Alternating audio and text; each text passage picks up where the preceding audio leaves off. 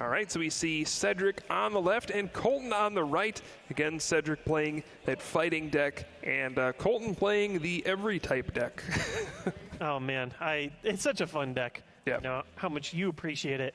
What's also fun is you never know who he's going to start with. Yeah. A lot of times, I see 1, 2, 3, 4. There's like 6 different Pokemon that Cedric could be starting with. On Kolton's side, there's like a dozen.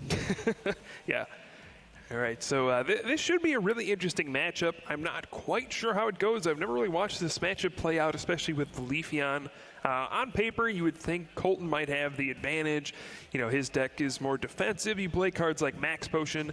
But we have the handshake here, and it looks like Spritzy versus Hawlucha. Okay, so one of those few non-EX Pokemon is not going to give Cedric the ability to sort of abuse Hawlucha quite yet. Oh, man, and I love seeing this. The Pokemon Fan Club coming out from Kolton. Supporter card will search him 2 basic Pokemon. Usually we see this card, and it's like, it's way too slow to use Pokemon Fan Club, but perfect fit for an Aromatisse deck. Yeah, it's strange how that works. Like, it's actually less powerful than other supporters we've seen far in the past, like Pokemon Collector, but sometimes 2 is just enough. In this format, it does allow you to search for EXs, which are a huge part of your game plan. Seems like Kolton actually might be opting to open with Toad, realizing he's probably going to be facing fighting Pokemon. Why not? Yeah, and, don't be fooled. This actually is a Seismitoad deck. Yeah, I see. It's got a lot of in here. It's got a lot of colors, a lot of flashy stuff in it. You got Aromatisse and Max Potion, but at the end of the day, this deck plays 3 Seismitoad EX. The goal is to Quaking Punch, and the idea is you can Quaking Punch, but then if your opponent can't knock out Seismitoad in one hit, you just Fairy Transfer, move your energy around, and Max Potion. I like to call it's the people's toad. People love to watch this version of Seismitoad versus the Quaking Punch only one. But there is still that same primary strategy of, hey, if I can lock my opponent out, make them play this slow game, deny them of items for the rest of forever, that's probably going to be good. Yeah, we see kind of a rough start for Cedric. Has to put that strong energy on Hawlucha and Juniper away a bunch of stuff right away. Not really what he wanted to see there on the first turn. But, what can you do in that spot? Sometimes Professor Juniper or Professor Sycamore have a very negative drawback of discarding a lot of cards you would have wanted to keep. So we saw the EV dropped and sort of like this nod of approval from Kolton. He's like, okay, yep, I see why that card is here. Maybe not super common that you see it dropped in the fighting deck, but it is sort of this weird, opens up this anti-Toad door. Something I do like to see here is it's kind of the cute Legendary Treasures Eevee. We don't see that one played very often. We usually see Energy Evolution or the Signs of Evolution one. He doesn't run any grass, though, so why not? Yeah, he's got the Surprise Attack Eevee. We don't see that really ever. If we see a Surprise Attack today, I will lose my mind. Yeah. Of course, it is that beautiful design, as many of the cards do from Legendary Treasures. Of course, being one of the cards from the Radiant Collection. So legendary. All right, so we will see an N from Kolton. He manages to drop a Rainbow Energy onto his Spritzy. We do see usually most Fairy-type Aromatisse decks running Fairy Garden, but as we saw in the first turn, Kolton plays Burbank City Gym alongside Hypnotoxic Laser. So his retreating will be done through Darkrai EX, that Dark Cloak. And, we want to talk about throwbacks here with Genesect EX. Well, Darkrai is ancient at this point. The Pokemon that will never leave. It's won itself, 2 worlds? Yep. 2 worlds and Masters. Yep. Which is incredible. And it's just always floating around. That ability is just so good. Dark Cloak is ridiculous. Yeah, Darkrai EX for years was used as, it was a deck. You Night Spear until you win. The Darkrai deck. In fact, I chastise Jason Klaczynski. You get to create, a somewhat creative name for your deck after you win Worlds, do well at Worlds. And Jason named his deck just like Darkrai deck. But that's really what it was. Yeah, it was Darkrai and Sableye. But all right, we see a Quaking Punch from Kolton. And very crucial, too, a Hypnotoxic Laser, but he does wake up. Yeah, that's a pretty big flip that will allow Cedric to get a big flying press and hit for 100 damage since he has Fighting Stadium on. And there we do see Leafeon, so already we're starting to see a lot of anti-Seismitoad cards. So now, Flying Press can set up a knockout on the Seismitoad. And if Kolton wants to heal, he does have the Aromatisse, but he's going to lose the double colorless in playing the Max Potion. Yeah, I'll be interested to see how Kolton plays this game out, because he'll get hit for 100 damage, and at that point, probably Leafeon can follow up and knock out a Seismitoad the next turn. At that point, he may just kind of play a game where he's controlling how much energy he puts in play. If he can get just like 2 Fairy Energy out, and then when he takes a hit, move them away, and then Max Potion heal off the damage, and just make sure Leafeon can never do enough damage because it's based on how much energy your opponent has in play. So it looks like we're seeing a Hawlucha. It's likely going down, but not without a fight. 80 damage on a single energy. Sorry, 100 damage when you include that stadium card. Flying Press, my favorite attack of the format. So we're going to see Rainbow Energy onto that Seismitoad EX. It's a smart play since, it's probably going to be knocked out anyway. Why not put that Rainbow Energy and the damage counter on something that's going to be knocked out? That way you can just Fairy transfer it away to something else. Yeah, he'll probably likely do that by the end of his turn. Yeah. But he also has an end, so refreshing for a new hand. Right, so, Kolton will get the first knockout here if he uses Quaking Punch again. Take down Hawlucha, and of course, no item cards for Cedric. That is the biggest deal with Quaking Punch. We see it time and time again, just shut down players' decks because, well, a large portion of your deck is item cards, especially with Versus Seeker being so popular. People are relying on that more and more as a supporter in their deck, and you can't play it. So Quaking Punch is extremely disruptive. Now, that said, Leafeon is ready to go, and I wonder, does Cedric have the energy? He obviously, with it, gets an awesome knockout on Seismitoad EX. I don't actually see it in his hand right now, though. Yeah, on that first turn, he did discard a few fighting energy with that Professor Juniper, so there's just a chance he doesn't have one. Fortunately for him, Leafeon has resistance to water type, so unless Kolton can find a muscle band, his Quaking Punch will be doing literally 10 damage, which is not very good at all. Now, one sort of weird thing, and maybe why you don't see this combination all that often, is you actually cannot attach strong energy to a non-fighting Pokemon. Right. So even if he has strong energy, he draws it off these 6 cards, he cannot attach it to use Leafeon's attack. Oh, but we see a basic, and I'm sure that's something he's really happy to find. Beautiful base set style artwork. Oh, those are my favorites. I run them in all my decks. Yeah, interesting to note, Cedric seems to have a fully blinged out deck here. Everything as high rarity as it can go. Everything is shining. And so now we see the Pulverizing Energy Crush. Just 1 energy and deals 20 times the amount of the energy attached to all of your opponent's Pokemon. And that is going to be huge when you have a Grass Weak Toad. Yeah, and again, as we've been seeing so far in our TCG matches, being Grass type is good. Yeah, it's pretty good. Also, water resistance is good. Yeah. This Leafeon can take quite a few Quaking Punches. Eventually, it might force Kolton into having to pull out some kind of additional strategy. Yeah, he definitely might have to, and I don't think he would even mind doing that, though. I mean, if you take a turn to knock out Leafeon and then Cedric sends up Landorus, well, then you just go back to using Quaking Punch. You can afford to maybe give 1 turn of item cards against this kind of a deck. Yeah, it's definitely an interesting matchup. I can't say I've ever seen these 2 decks face off against each other. Can't say I've ever actually seen fighting Leafeon at all, at least in this specific type of build, so it's definitely going to be weird. And as you see on the bottom of our screen, feel free to join the conversation. Tweet us at Pokemon and use the hashtag PlayPokemon, and maybe your tweet will get featured on our screen. We love having some audience interaction here, and of course, tell us what you think. Yeah, it's always fun seeing more and more people come to the streams. Something that we've wanted to do forever. Pokemon players, we've wanted to share the trading card game with people because it's not always so easy to see.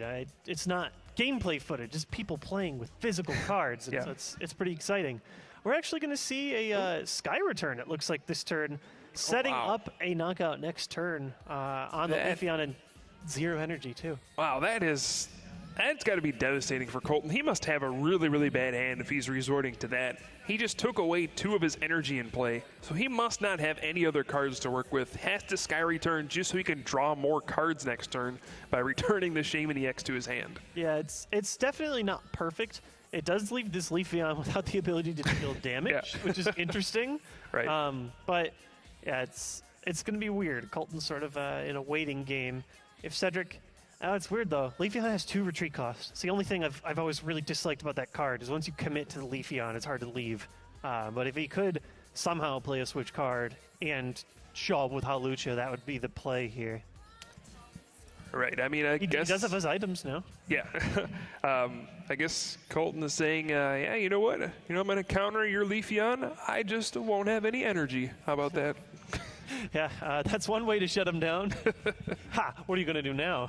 Yeah. Now, eventually, to win the game, I'm pretty sure Kolton needs to play an energy. Yeah. At some point. For the time being, it's not a bad move at all. I mean, Cedric probably won't be able to do anything. I mean, if he finds a switch and then an energy, he could attack with Landorus or that Lucario EX. Those are options, but he has not found energy. Again, going back to that first turn where he had to discard a couple energy cards. That was a really big deal. Yeah, he doesn't run an extremely high count, and like we mentioned, he can't even attach all of his energy to all of his Pokemon. Strong energy are only going to the fighting types. But he is sort of low on draw, it looks like. Doesn't have any real great cards for drawing new things, so he's sort of stuck to this strategy. I'm sure he would love to have played an energy on one of his Pokemon to start building something. Now we do see a switch into Lucario EX and just a pass from Cedric. Interestingly enough, the only item card he played was a switch on his turn where he could play item cards, so Kolton's probably got to be happy with that. Yeah, it's almost like you already hit him with a quicking punch. Yeah. And we're going to see an Ultra Ball discarding that Landorus EX and Max Potion, probably finding that Shaman EX again if he doesn't have any supporter cards. Yeah, and why not? Sky returned it back for that reason. He only runs the one, but he's getting maximum value. Yeah. So, I mean, Shaman EX, since its release, I think people immediately recognized how powerful that card really was.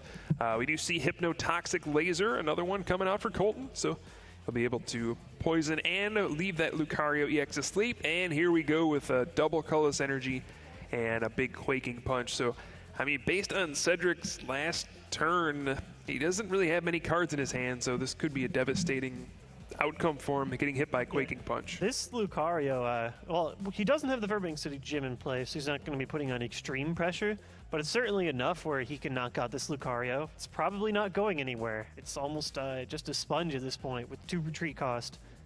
Yeah, absolutely. And when you can't play item cards, you can't play a switch to move it. Cedric does play one copy of AZ in his deck, so if he happens to have that, he could go ahead and do that.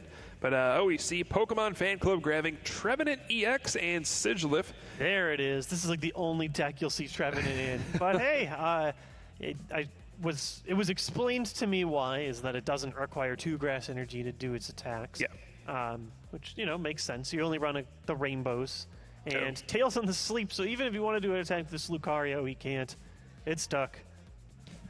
Yeah, so now Cedric, I mean, he's not in a terrible spot. He will play another Professor Juniper there, discarding some cards. Not 100% sure. His whole deck is so blinged out. It's hard to tell which supporters he has. Thought he had a Lysander. It might have been a top deck. Yeah, it actually might have been. I think his only supporter was Lysander, and he had a couple item cards maybe that he couldn't really play anymore. So, fortunate draw for him. Unfortunately, he really can't do any damage this turn. He's asleep. Can't play item cards to play a switch. I don't know how he even moves the Lucario. He almost just has to concede to like Quaking Punch and poison damage. Yeah, I was wondering if he would even commit energy to that Lucario EX. Looks like no, he's just going to kind of sacrifice it. Still asleep. Yeah, and stays asleep, so yeah, it might not even be worth going for.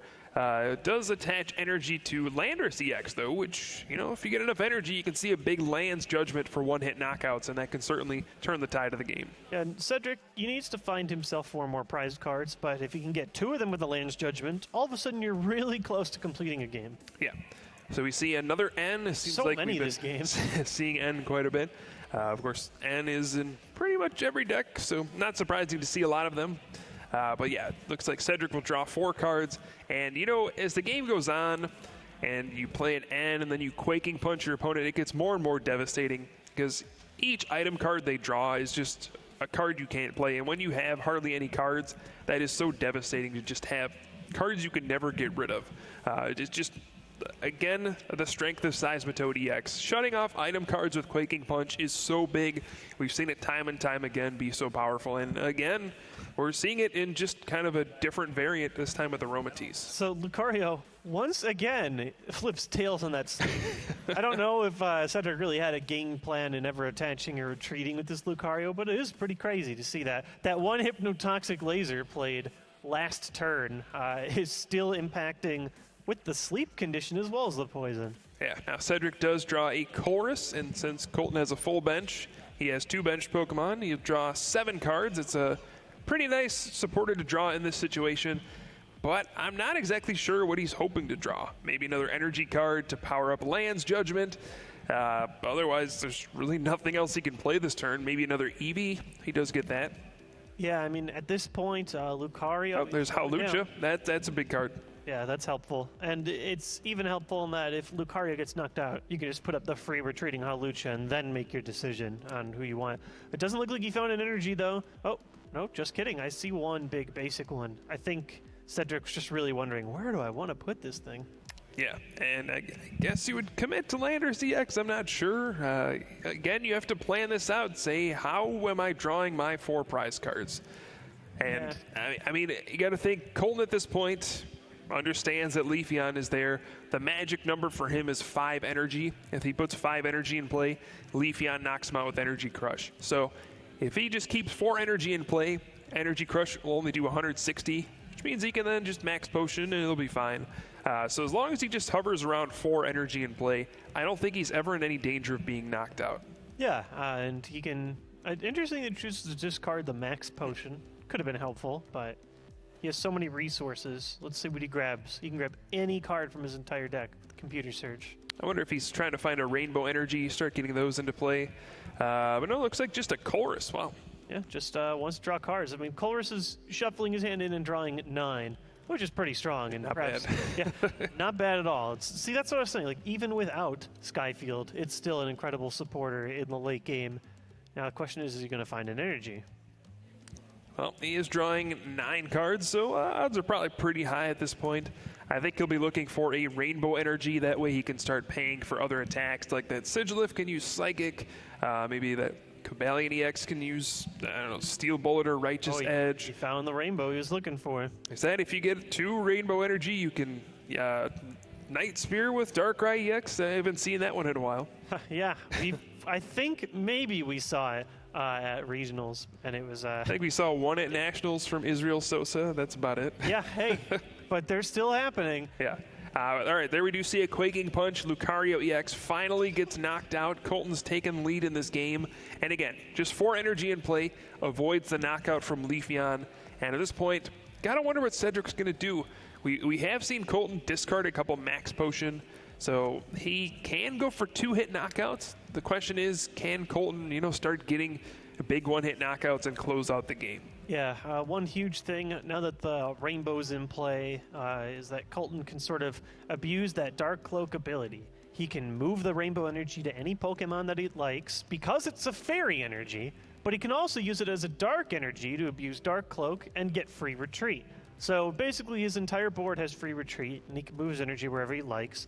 So if he ever does decide to abandon the Seismitoad plan, he doesn't have to discard the ridiculous 3 energy cost. And this is kind of a weird situation. I mean, do you Quaking Punch here? I don't think so. Then you don't get a knockout, and you get knocked out by Leafeon. So that's probably not a good option to just Quaking Punch and accept that. But we do see he plays a Versus Seeker for AZ, so he can go ahead and AZ and scoop up that Seismitoad EX. Has to discard the other 2 cards, but just gets to pick that up, and well, now he can send something else out. Or put Seismitoad back down and Quaking Punch again. Even without the Max Potion, it looks like he can put up all kinds of attackers. Wait a second. Wow, we're going to see a Manectric EX with the Muscle Band. Hawlucha, although it is a fighting type, is weak to Lightning, so we see an Overrun. It'll do 80 to the active, 30 to a Leafeon, and do you see what's coming, Josh? He's setting up for a Night Spear for the game. Oh my gosh, please. Let it happen. I see it. The Eevee sitting there. The Leafeon on the bench. Please, Night Spear, bring it back. Night Spear for game in the year 2015. I didn't think it would still be around. What was it, 2012? Yeah. His first Worlds? My goodness, yeah. Card that's gotten several repeats. Again, another one of those Pokemon in the old guard. This is their last Worlds in the standard format. I'm pretty sure, right? Yeah. You can never count out Darkrai. It's just always there. Oh, man, I want to see the Night Spear. See it so badly. All right, so Cedric, if he can find a muscle band in this spot, he already has the strong energy and the fighting stadium. So 30, 50, 70, 90 with all those damage modifiers times 2. That can be a hammerhead for a knockout. So if he can find just that muscle band, he can actually knock out Manectric with Hammerhead, and that can set up maybe another EX knockout. So it is kind of a weird situation where if Kolton gets hit by an N or something and also gets knocked out, Cedric has an opportunity to win this game. Yeah, it's where I sort of feel like it's easy to count him out just the way his board is developing, but he does run 4 muscle band. It's not out of the question that he can find it if he has a draw supporter. And while Manectric was a pretty creative play in setting up prizes and getting a fairly easy knockout on the Lightning Weak Halucha, it is wide open now to Landorus because of weakness. Right, and we do see a chorus from Cedric. He's going to try to find that muscle band here. If he doesn't find it, he might be in a bit of trouble. At this point, you got to wonder if Kolton kind of has the win in his hand. Leafeon does have 100 HP, so it isn't knocked out right away from Darkrai's Night Spear, but if you can find Muscle Band or Hypnotoxic Laser, bring out the undamaged Leafeon and knock out both with Night Spear, he can win the game. Well, there's the band. Yeah, it's like you said, it's the question of, does Kolton have it? Does he have it all? Normally, this deck doesn't run like a lot of ways to increase damage, but hey, Muscle Band and Hypnotoxic Laser are in here. They can do the job. The Night Spear dream is not dead. I saw the Leafeon. I was like, oh, okay. He's going to have to be even more creative than before with this evolution. But there we go. It's like you said, getting 2 prizes here and trying to set up the game-winning prize. Or we just see the even simpler route. Grenade Hammer. Here comes Seismitoad EX. 2 Rainbow Energy, and there it is. Kaboom. Grenade Hammer hits for weakness. 120 times 2, and goodbye Landorus EX. Kolton Day takes game number 1. So while I don't get my Darkrai dreams, we get to really see why this Aromatisse deck is so good. Runs all the types. All of a sudden, it's easy to forget. Seismitoad EX is a water attacker. Yeah. It has a pretty poorly costed 3 energy attack. Normally you have to deal damage to 2 of your own benched Pokemon, which is a pretty terrible downside. But when it comes to weakness and that times 2 multiplier, all of a sudden 3 for 130 turns into 3 for 260. Yep. And that's an easy 2-prize knockout to clear the game. Sounds pretty good. But yeah, I was wondering in my head, does he play a water Pokemon and maybe hit Landorus for weakness? And I was like, oh, yeah, the thing he was using 90% of the game. Seismitoad has another attack. If you have 2 Rainbow in play, all of a sudden it can use those. And it's funny, you look at this deck list. How can it run all these types on just 4 Rainbow Energy? But it preserves the energy. It keeps them in play, moves them around, and they really gets a maximum amount of efficiency out of just 4 cards. Yeah, that was a really strange game. I mean, it was very, very back and forth. Didn't know what to expect at times. I mean, at this point, Cedric might be confused. I mean, it's like, how many types are you running in this deck? I wasn't expecting a Grenade Hammer. Kolton's probably like, Leafeon, what is going on here? Yeah. And both players have probably figured each other out a little bit. But we're starting up game number 2. Let's go ahead and start that up. So right off the bat, speaking of types, there's so many weird type matchups here, but we've actually got it looks like a Darkrai start on Kolton's side, and that means it's applicable to this Lucario EX's pressure immediately. Yeah, and again, there's a ton of pressure on both of these players. Pretty much, if you win, you make it to day number 2, and that's where the big prizes are. $25,000 scholarship award for first place, over $500,000 in prizes given away this weekend. So tons on the line here, but if you're eliminated here, I don't really think you get much. No, you get the pride in knowing that you were able to make it to Worlds. Yeah, I mean, everybody gets something for qualifying for Worlds, but I mean, the real prizes are tomorrow. You want to win and move on in this event. Now, if this Darkrai can't move out of the active position, we could see one of the most epic corkscrew smashes of all time. 2 energy, drawing cards, and fighting weakness. Yep. We do see 2 Lucario EX coming out. I think at this point, Cedric's like, you know what, maybe Landorus isn't so good, the water-weak Pokemon, against the Seismitoad deck. So opting for Lucario EX instead. And you know, of all the types, the only Psychic-type Pokemon that Kolton runs is Sigilyph. So doesn't really do a ton of damage unless there's a lot of energy attached to your opponent's Pokemon. Okay, so he doesn't have like a Mewtwo EX in here? Nope. Yeah. I mean, you can only make so many choices when you're running this type of deck. Opting immediately using Jirachi, probably searching his deck for a supporter card to bail him from a bad hand. Yeah, after Shaman EX came out, Jirachi EX, kind of forgotten by a lot of players, but Stellar Guidance, still an incredible ability. Sure, drawing a bunch of cards is great with Shaman, but sometimes you just want a supporter card. Yeah. Jirachi grabs Pokemon Fan Club, gets him a Spritzee and a Seismitoad, and really that's all he wants. As we saw, one of the most important pieces of Kolton's deck is being able to use Aromatisse. And you need a Spritzee down first to start that. So that turn 1 Fan Club proving to be a really strong card. Yeah, if you're Cedric, I wonder if you even consider switching strategies. He never really went after Aromatisse last game, and the biggest strategy we usually see to counter these Aromatisse decks is, you know, go after the Aromatisse. If they can't move their energy around with Fairy Transfer, then, well, their deck can fall apart sometimes. So we might see him be a little bit more aggressive and try to go after Spritzee. All right, so we see the computer search. You can either grab a supporter, could grab a strong energy. Yeah, see, like Lysander, it's poking out. If you not got the Spritzee, you sort of shut off one of your opponent's best outs to really hurting your deck. But then it's like, oh man, or I could take that nifty 2 prize knockout on Darkrai EX and grab more cards. I actually didn't see what he grabbed, did you?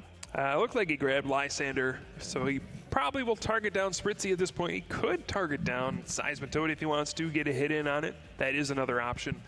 But yeah, the big decision here was, do I just take the knockout on Darkrai, take 2 prizes, you know, grab like a strong energy? But no, it looks like he's just going to go for the Missile Jab, has that Muscle Band, which allows him to do 50 and grab the knockout. Yeah, and I mean, why not? You can sort of slow your opponent down. Now Kolton is in that weird spot. Do I play down another Spritzee? He only runs the 2, so he can't do the fancy double Spritzee drop. Yeah. And we're seeing Versus Seeker replaying Pokemon Fan Club, so he's looking for basics. He'll probably at least try for the Spritzee. Yeah, I mean, you need Aromatisse with this deck. I mean, sure, you can just manually attach and Quaking Punch all game, but I mean, this deck doesn't have as many of the tools as other more dedicated Seismitoad decks have. You don't have, like, the Crushing Hammers, things like that. He only runs 3 Hypnotoxic Laser instead of the full-out 4, only 2 Muscle Band instead of the 3 we usually see. So he sacrifices a lot of that consistency and some of those other power cards that regular Seismitoad decks run in favor of the Aromatisse engine. All right, so we do see Malamar EX coming out with that Hyper Hypnosis, going to put Lucario EX to sleep. Pretty big deal, and the Quaking Punch. We'll see if it wakes up. And yeah, oh, it's Tails. Theme for Cedric is not being able to wake up, and here, this might have been one of the worst times. He can't even play Switch to get around it because he's just hit by a Quaking Punch. What a smart pull for Kolton, like of all the Pokemon. And he attached a double to the Malamar too, which is not typically your favorite way to use your doubles. Sure, you can get some big max damage at the end of the game, but for real, I think he just realized, you know, if I can stop this Lucario from attacking once, that's probably pretty good. Yeah, I mean, Malamar plus Seismitoad is a pretty good combo, but man, Cedric's Lucario has been lazy really in these first 2 games, been staying asleep pretty much both times. It's not been good for him. And this was something I was wondering if it was going to show its head. By just dealing Quaking Punch damage, it's not really enough to pressure Lucario. It can take 30 damage over several turns. However, now we see Hypnotoxic Laser. Verbank City Gym. Did he just flip pads on the laser too? This Lucario's not been that efficient when it comes to nap time. Yeah, we'll have to see if it wakes up this time. We do see an energy coming into play. Fairy Energy goes on to Jirachi EX. You know, you don't usually plan on attacking with Jirachi, but you can move energy around. But the big thing here is he did put his 5th energy into play, so this could walk into that big energy crush from Leafeon. If Lucario EX does wake up, just attaching and retreating might be a pretty good play because you can just energy crush with Leafeon. So here we go. This is a huge sleep flip here early on in the game, and heads. Lucario wakes up. Wakes up when it counts. Now the question is, you know, does he have energy to retreat it? We shall see. Yeah. I mean, Do you retreat it? I mean, that's a pretty expensive retreat. I'm not sure if you do it because you'll leave yourself in that awkward position again where it's like, all right, I got a knockout with Leafeon. What next? And Leafeon just kind of sits there and can't knock anything else out. And that's kind of the awkward position that you get into when you rely on your opponent's cards to do things. So we might just see him go for a corkscrew smash or a missile jab and maybe try to set up a two-hit knockout while powering up a different Pokemon.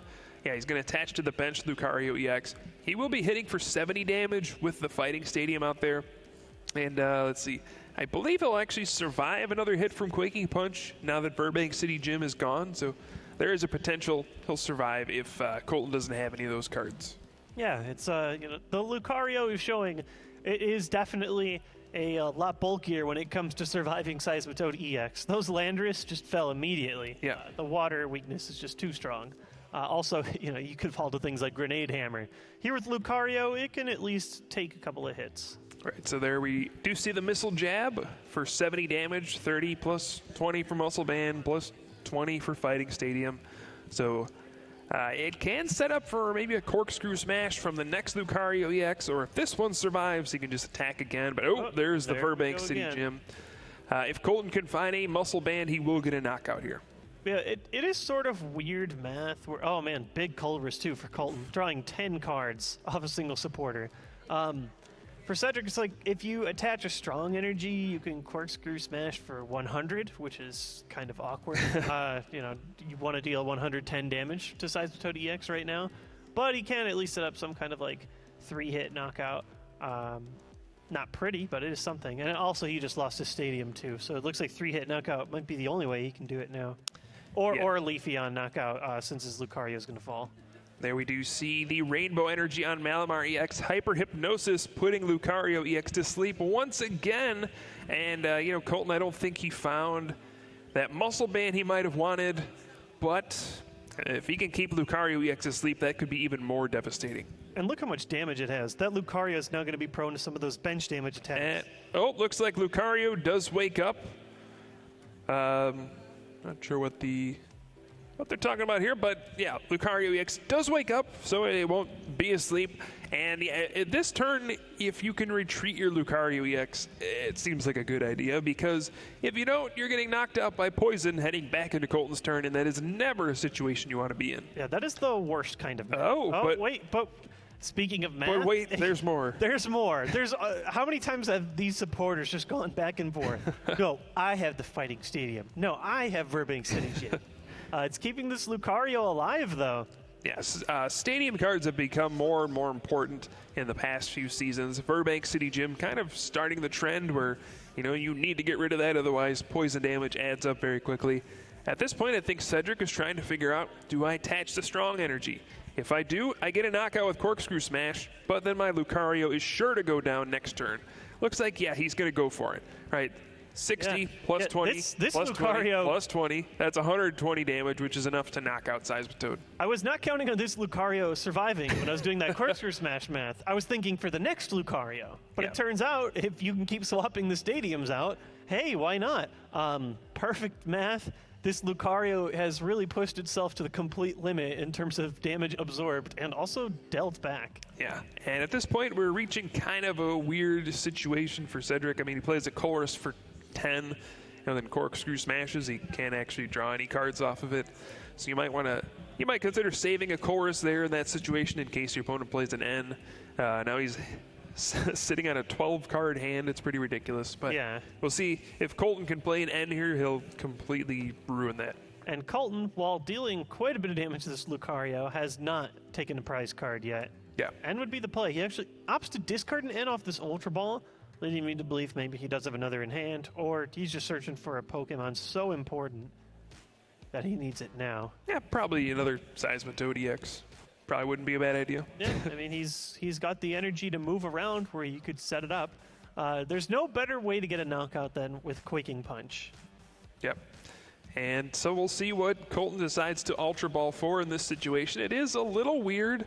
I mean, if you go for Seismitoad, you have enough energy in play where Leafeon starts to be a threat. But he's going to give Cedric a taste of his own medicine and drop down his own Landorus EX. Oh, man. Now talk about some cruel revenge.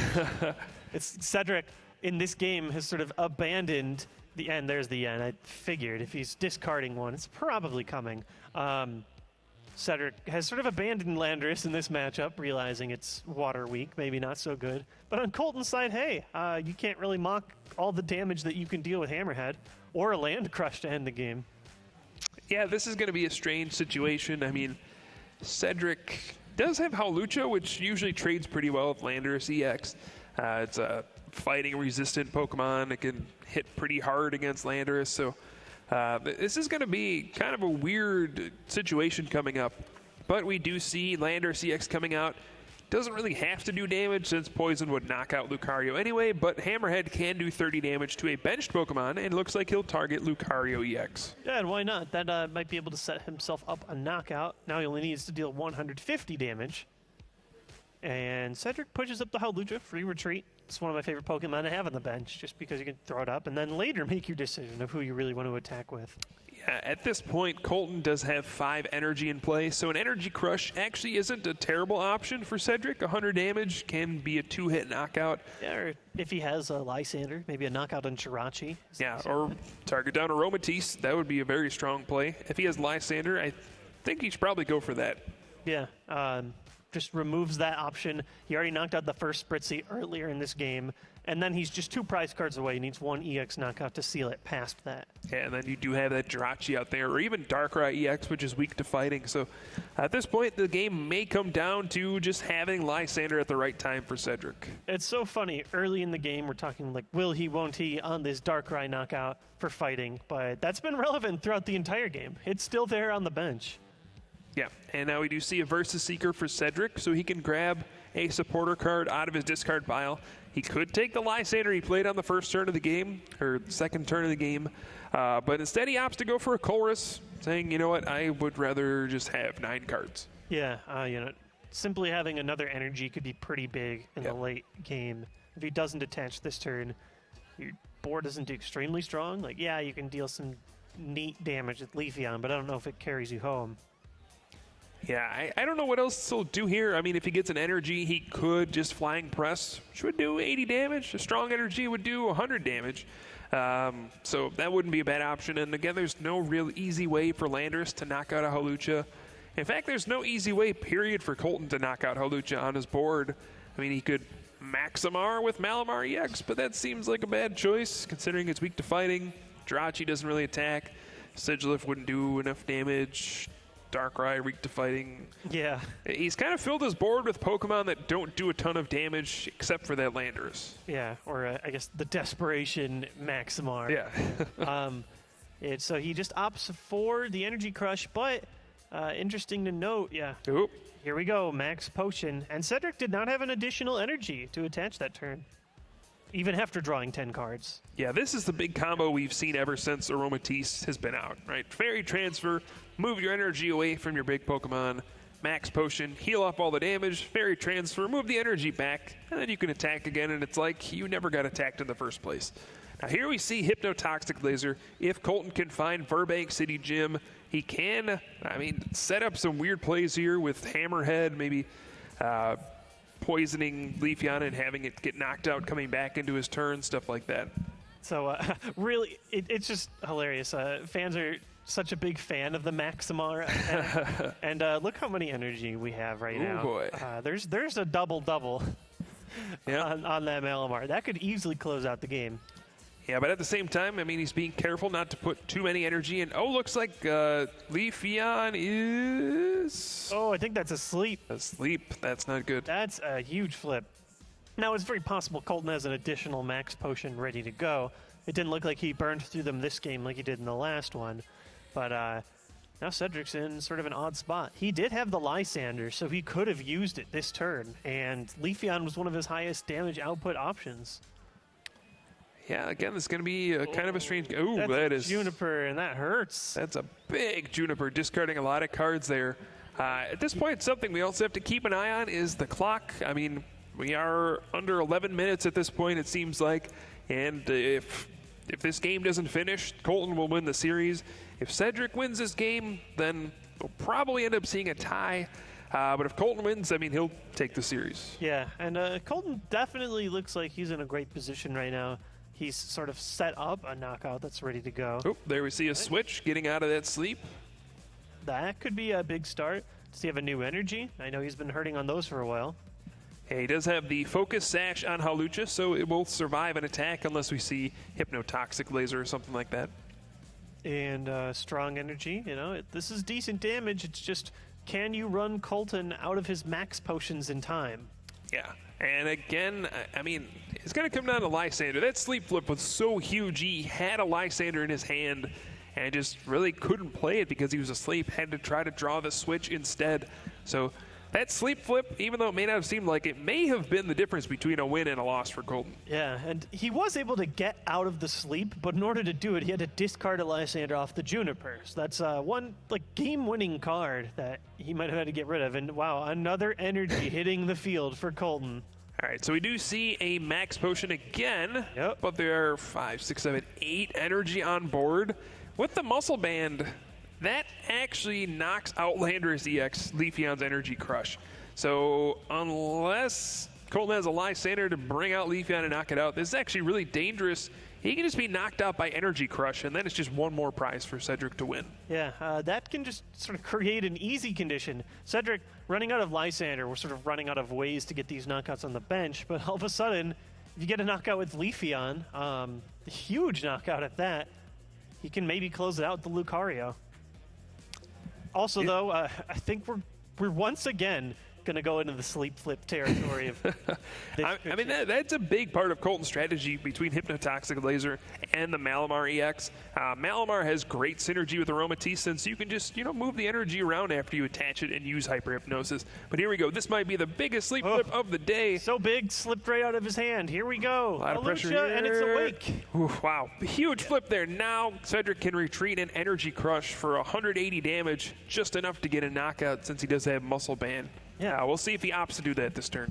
I mean, it's really hard to say no. When you're getting this bench damage too off the Hammerhead. I feel like Landorus is a pretty important target. And then he does have a second Leafeon ready to go. It might not be dealing the same amount of damage because he's going to remove an energy off the field, but it's the second Leafeon could easily close the game if he finds something like a Lysander. We do see Cedric kind of counting the damage there. Seeing the 1, Muscle 2, Band 3, too. 4, 5, 6, 7. Yeah, 8 energy. That's 160 plus 20 for Muscle Band. He's like, oh yeah, that's enough for a knockout. So pretty clearly he's realized that he can Energy Crush for a knockout this turn. I can't see why he wouldn't. Yeah, it's a pretty strong play. Like, normally, you're relying on that extra weakness damage when it comes to Leafeon to create a one-hit knockout. It's usually only in, choice scenarios against a Seismitoad EX player that's committed too far. But here, maybe Kolton's committed a little too far. He did rely on those sleep flips. Every time you attach to Malamar EX, you can create a sleep condition. But if you've attached too many times, all of a sudden, you've opened up this new door. That's right. So it's still anybody's game at this point. We will see Cedric retreat into that Leafeon, punishing Kolton for putting too many energy cards in play. Looks like Energy Crush will do exactly enough to get this knockout, and Cedric will be down to one prize. And man, it's going to be Kolton. It's going to be tough for Kolton to deny those that last knockout. Yeah, I mean, he loses one energy off the field here. I'm guessing he doesn't play it again. An end to one can maybe hurt Cedric, but there's multiple Leafeon in play now. It's not like he can all of a sudden... I mean, can he all of a sudden remove energy off the side of the field? He could attach a bunch of energy to one Pokemon, move him with Fairy Transfer, and then AZ. Yeah, he could. It's a sloppy play, but perhaps a possibility. Yeah. And now Cedric is just one Lysander away from just winning the game, too. Yeah, we do see a Lysander. We could see the big Night Spear play you were looking for, but oh, wait. Kind of dangerous given the fact that Lucario EX is waiting in the wings. Yeah, I mean, that's just, one strong energy away? Yeah, for fighting in a Muscle Band. But at this point, Kolton may have to take the risk. Does play Shaman EX to set up for additional cards. Has he played? Oh, yeah, the Lysander was his supporter. I was thinking a Night Spear plus an N would be huge, but he has to use the supporter and Lysander to set this up. Yeah, now if he misses the Rainbow Energy here and is not able to Night Sphere, I don't know what he does. He may have to Hypno Strike with Jirachi and hope that Leafeon stays asleep. Oh my goodness. Speaking of a sleep game, yeah, is that his only out? Well, that's just fairy. that works too. Yeah. Although the Jirachi play is much fancier. Certainly fancier, but then also you're just like a coin flip away from losing. You just give up those prize cards immediately. Okay, now this is another Here's one way to bounce a few energy back. Yeah, this is a much smarter play than what I came up with. But yeah, Sky return 2 energy with the Shaman to your hand. Promote a big Pokemon like Darkrai EX that's not easily knocked out. And here's another big sleep flip. And he tails, still asleep. Now, he did draw a ton of cards. Does he have something like Switch, Versus Seeker, Lysander? That would be the dream. Yeah, if he has those cards, Switch plus Lysander, he can target down that Jirachi EX, for example, and win the game. But does that sleep flip prevent him from doing so? I did see he has a Versus Seeker in hand. Now Muscle Band, all he needs is Switch, right? There is the Switch. Darkrai EX is in the active position. It's fighting weak. Boom. And Cedric ties up this series at 1 game apiece, takes down Darkrai EX to win game number 2, and we are going to game number 3. Yeah, corkscrew smash. It's like we were saying, it was relevant in like the first 2 turns, and then all of a sudden it became relevant in the last 2 turns after an extremely long game. And what a great game it was. Yeah, that was a very close back and forth game. I have to wonder, Kolton seemed a little surprised when his Landers got knocked out. He may have miscalculated and attached one too many energy, maybe forgetting about the muscle band.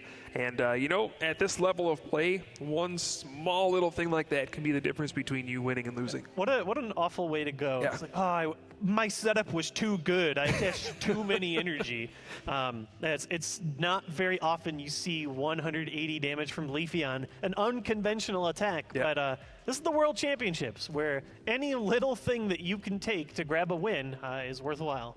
This is where you see those kind of like niche counters come out where it's like a card that on its own really isn't that great, but in the right circumstances, if you predict what other people are playing or the right situation, this card is super good. Leafeon probably a good example of that.